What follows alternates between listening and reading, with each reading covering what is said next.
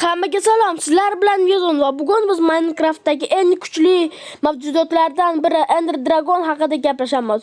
Bu ulkan ajdaho End dunyosining hukmdori bo'lib, uni mag'lub qilish har bir o'yinchining asosiy maqsadlaridan biri. Lekin Ender Dragon qayerdan paydo bo'lgan? U qanday kuchlarga ega va uni qanday yengish mumkin? Keling, barchasini bilib olamiz. Ender Dragon qayerdan paydo bo'lgan? Ender Dragon End dunyosida yashaydi va bu yerning eng kuchli mavjudoti hisoblanadi. Uning kelib chiqishi haqida aniq ma'lumot yo'q, lekin ayrim o'yinchilar uni Endermanlar yaratgan deb hisoblashadi. Boshqalar esa u End dunyosining tabiiy qismi deb o'ylaydi. Lekin haqiqat shundaki, bu ajdaho Minecraftdagi eng kuchli bosslardan biri.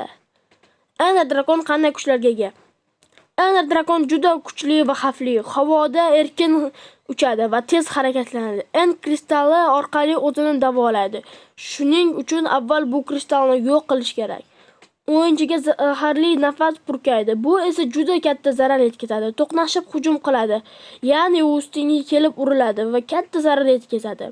Ender Dragon bilan jang. Agar Ender Dragonni yengmoqchi bo'lsang, avval End portalini topib, End dunyosiga o'tishing kerak. Jangda mana shu 3 ta narsaga e'tibor ber.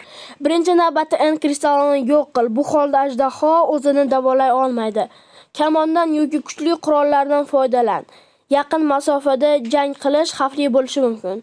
Dragonga ehtiyot bo'l. Uning hujumlari juda kuchli va tez-tez sodir bo'ladi.